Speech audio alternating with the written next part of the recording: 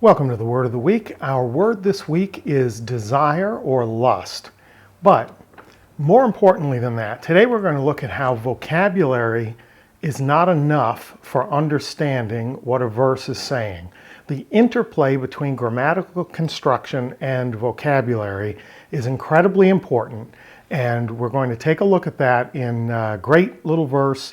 It's Matthew 5, verses 27 and 28, and let's read those in the ESV.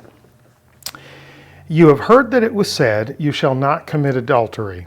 But I say to you that everyone who looks at a woman with lustful intent has already committed adultery with her in his heart. I love the way that the ESV translates this, with lustful intent. Interestingly enough, at least in America, there are crimes in our criminal justice system that are intent crimes and crimes that do not require intent. In other words, you can't. There are crimes that you can accidentally commit that you don't have to intend to do it, but there are other crimes that you have to intend to do a thing. Intentional lustfulness is at the heart of this verse. Let's take a look at our word of the week, desire or lust. Here in the verse, it's epithumesai. It's an aorist infinitive. Epithumesai comes from epithumeo. And if we think back, a few weeks back, maybe a couple months back, we had a word of the week that was wrath. And we had rage and wrath.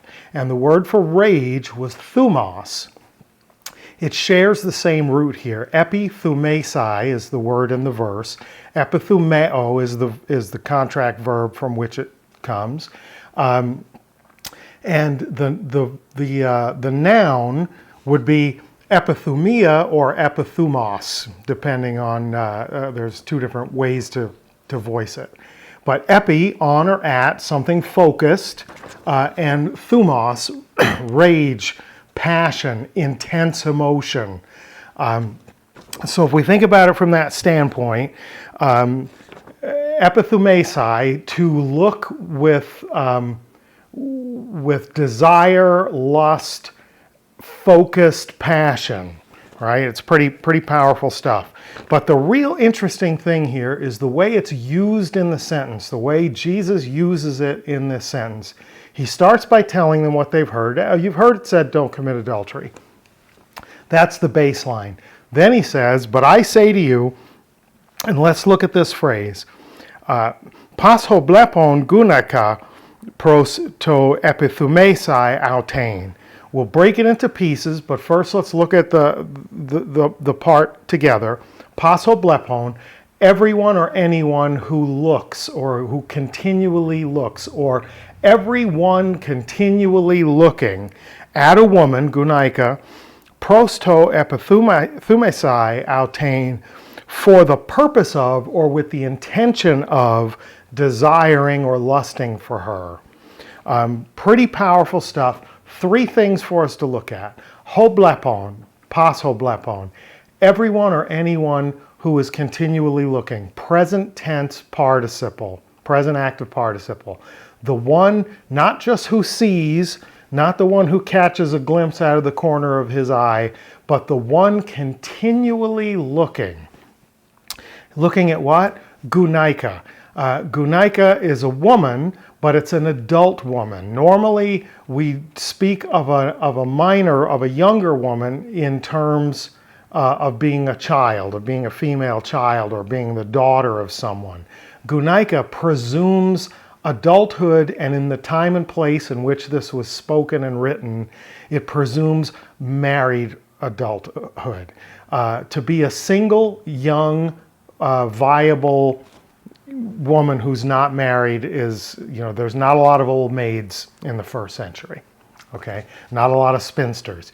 So the one who's continually looking at a woman who's probably a married woman and not his own wife, right? So the target of this looking, the object of this looking, is an inappropriate object. Why? Because continually looking at someone else's wife is rude. But then we get to the third part, the really powerful part. We get to the part with the articular infinitive to epithumesi, preceded by a preposition, in this case pros. And when we get that pros, it's treated like the purpose clause in the subjunctive, where we would have hina and a verb in the subjunctive, in order that or so that he might do this. Well, here we don't want might or may. We want something in the indicative mood that is definitive. So here we get the same concept, in order that or so that he or so that he can lust or desire after her, to lust or desire after her. So let's start over again. The one who continually looks, it's the continual looking that creates the problem, because that's David and Bathsheba, right? David's on the roof. He's in the cool of the evening relaxing. Bathsheba comes out onto the neighboring roof to take a bath, and instead of leaving, he stays and continually looks. Looks at whom? Looks at a gunaika, looks at a woman, not his own wife, someone else's wife. And if he stays long enough, he's going to face the age-old male problem, that is the wanting that comes from the seeing. And so here we get all three pieces put together. The one who continually looks, who should have, when he recognized his neighbor's wife was going to take a bath, should have went inside. He stayed. He keeps on looking, and it's his neighbor's wife, so it's not an appropriate object for his desire or his interest. So he's looking where he shouldn't be looking, longer than he should be looking. And eventually that morphs into, that becomes a purposeful looking. He's going to keep on looking with the intent of desire, of lust. There's the whole problem. But we don't just get it from the vocabulary. It's not just that he saw. You might see grandma walk by and have no interest, right? It's that he kept on looking at a woman that he shouldn't be looking at, because he's someone else's wife, she's someone else's wife, and he does it with an intent, with a purpose. The purpose is desire and lust. So we can't separate hoblepon, the ongoing seeing, from the pros to epithumesi, the purpose of lust, and we can't leave out the object here. If I stare at my own wife, which I do frequently, I don't know if it's to her chagrin or delight, you'd have to ask her, there's nothing inappropriate about that.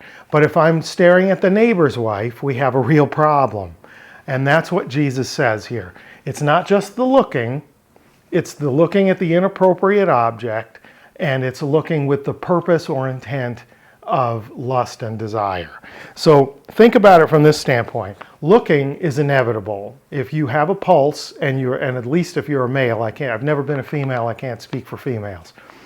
If you are looking, if you have a pulse and you're a male, looking is inevitable.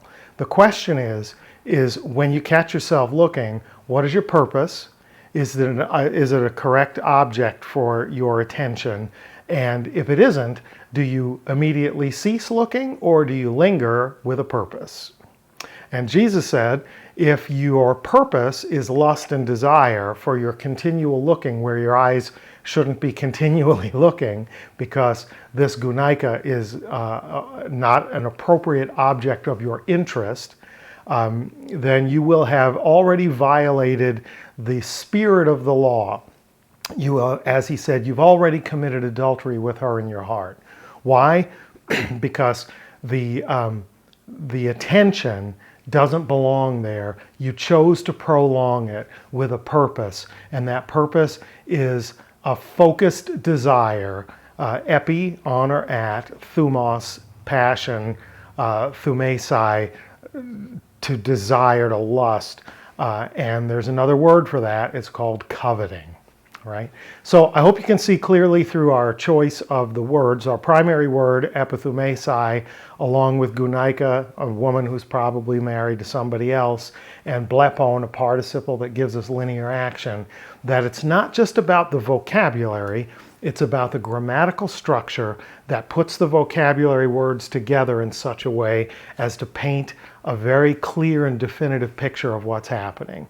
Anyone or everyone who continually looks at someone or something that's an inappropriate object of their interest with the purpose of desiring, lusting for that person or thing, is engaging already in their heart in this case, in the example, adultery, or in other circumstances, covetousness.